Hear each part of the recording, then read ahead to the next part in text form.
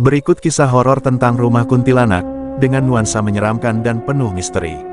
Rumah di ujung gang. Di sebuah desa kecil di pinggiran kota, terdapat sebuah rumah tua yang sudah lama tidak dihuni. Rumah itu terletak di ujung gang sempit yang jarang dilalui orang. Warga sekitar menyebutnya, rumah darah, karena pernah terjadi pembunuhan di sana puluhan tahun lalu. Menurut cerita, pemilik rumah itu dulunya seorang janda bernama Bu Ranti. Ia tinggal sendiri setelah suaminya meninggal karena kecelakaan. Beberapa bulan setelah itu, Bu Ranti ditemukan tewas tergantung di loteng rumahnya. Tubuhnya tergantung dengan kain jarik merah, dan matanya membelalak ke arah jendela. Sejak saat itu, warga percaya arwah Bu Ranti tidak pernah pergi. Sosok kuntilanak berambut panjang, mengenakan jarik merah, kerap terlihat duduk di ambang jendela rumah itu pada malam Jumat Kliwon. Kejadian aneh. Beberapa anak muda penasaran dan berani mencoba uji nyali ke sana. Salah satunya adalah Reza, mahasiswa jurusan jurnalistik, yang ingin merekam aktivitas gaib untuk konten YouTube-nya. Malam itu, Reza datang bersama 3 temannya, Dian, Fajar, dan Sinta.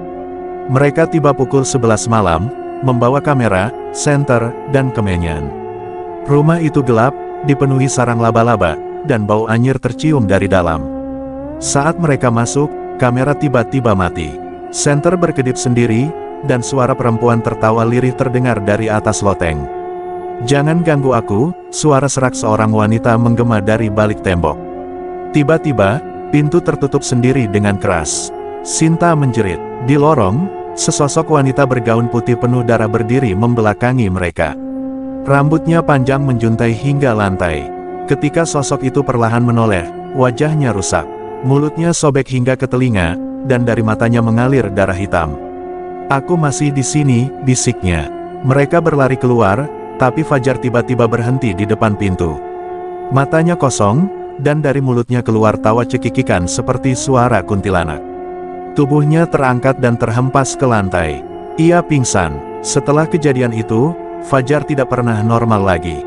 Ia sering bicara sendiri, tertawa di tengah malam, dan menggambar sosok wanita di semua dinding kamarnya. Reza mencoba mengunggah rekaman mereka malam itu, tapi filenya rusak. Namun, ada satu video yang tersisa. Isinya hanya 1 detik, wajah kuntilanak itu menatap langsung ke kamera sambil tersenyum. Sejak malam itu, tidak ada lagi yang berani mendekati rumah di ujung gang. Warga bahkan menutup gang itu dengan pagar bambu dan sesajen.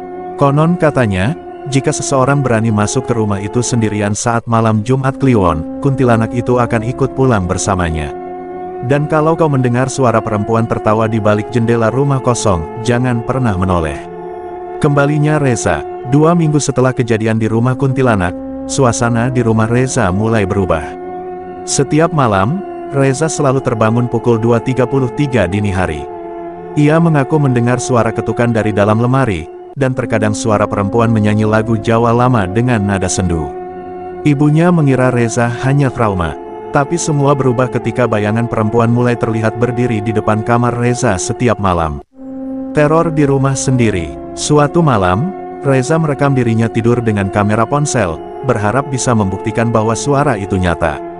Pagi harinya, ia menonton hasil rekaman. Pukul 2.33, terdengar suara lemari terbuka pelan sekali, dan sesosok wanita berambut panjang merangkak keluar. Tubuhnya patah-patah, seperti tak bertulang. Sosok itu duduk di sisi tempat tidur Reza, lalu menatap wajah Reza tidur selama 3 menit penuh. Tapi yang paling menyeramkan, di menit terakhir, wanita itu perlahan menoleh ke arah kamera, dan tersenyum. Dian dan Sinta menghilang. Dian dan Sinta, 2 teman Reza yang juga ikut ke rumah kuntilanak, mulai mengalami mimpi buruk. Mereka bermimpi masuk ke rumah yang sama, tapi rumah itu tak lagi kosong. Di dalamnya, ada wanita bergaun merah yang berdiri di lorong, memanggil mereka satu persatu. Sinta menghilang seminggu kemudian. Ia dikabarkan keluar rumah saat hujan tengah malam, tanpa alas kaki.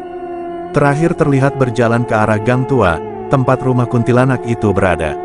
Tubuhnya tidak pernah ditemukan, hanya ditemukan gaun putih sobek dengan bercak darah di dekat pagar bambu yang mengelilingi gang. Dian, yang ketakutan, mencoba menghubungi seorang paranormal bernama Mbah Suro. Misteri terungkap. Menurut Mbah Suro, kuntilanak itu bukan arwah biasa.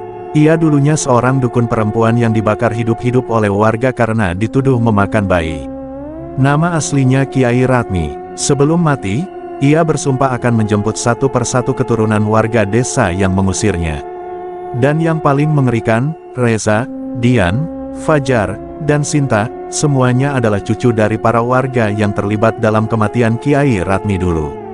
Kutukan itu masih berjalan. Mbah Suro membawa Reza dan Dian ke rumah kuntilanak untuk melakukan ritual pemutusan kutukan.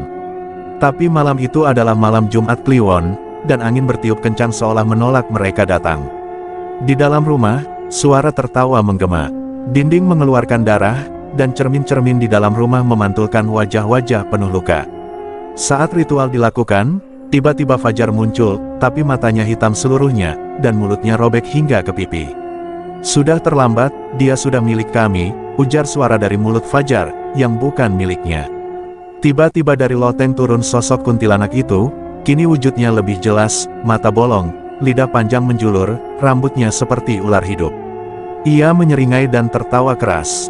"Satu lagi, yang terakhir, warisan kutukan." Reza berhasil selamat, tapi Dian menghilang, ditarik oleh tangan-tangan tak terlihat ke dalam lantai rumah itu. Rumah itu kini benar-benar dikunci oleh warga. Pagar bambu dibakar, dan semua jalan masuk ditutup. Tapi cerita belum benar-benar selesai. Karena beberapa minggu kemudian, di sebuah kota berbeda, muncul kabar ada anak muda yang mengalami mimpi rumah tua dan tertawa perempuan di lemari. Dan seperti sebelumnya, pukul 2.33, ketukan itu kembali terdengar. 7 tahun kemudian, desa itu kini sepi, bahkan gang yang menuju rumah kuntilanak ditumbuhi semak liar.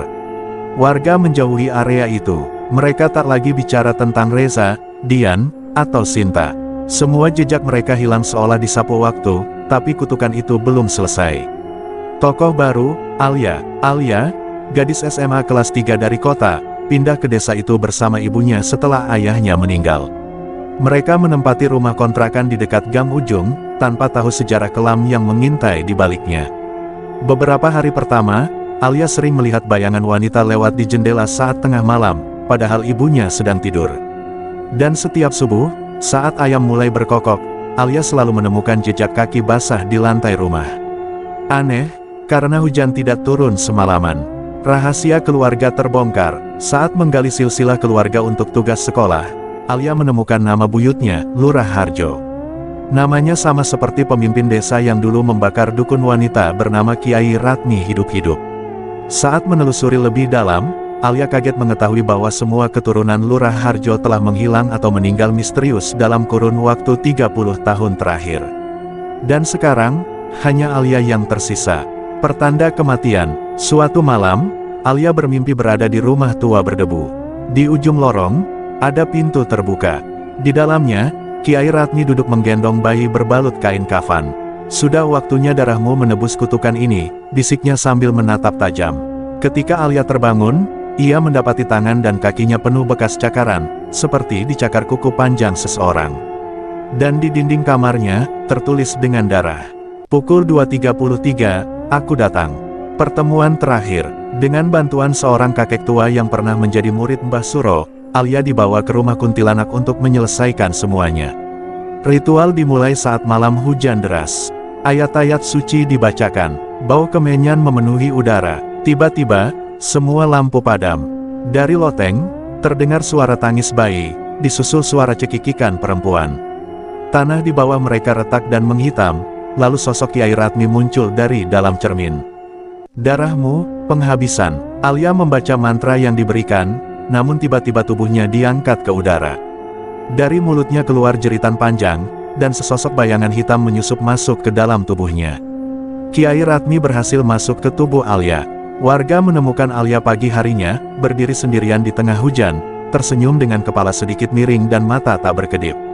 Sejak hari itu, Alia berubah. Ia lebih pendiam. Setiap malam Jumat Kliwon, ia menghilang dari rumah. Ibunya pernah mengikutinya, dan melihat Alia masuk ke rumah tua di ujung gang, sambil tertawa pelan. Konon katanya, Kiai Ratmi tidak lagi gentayangan. Karena kini, ia hidup dalam tubuh keturunannya sendiri.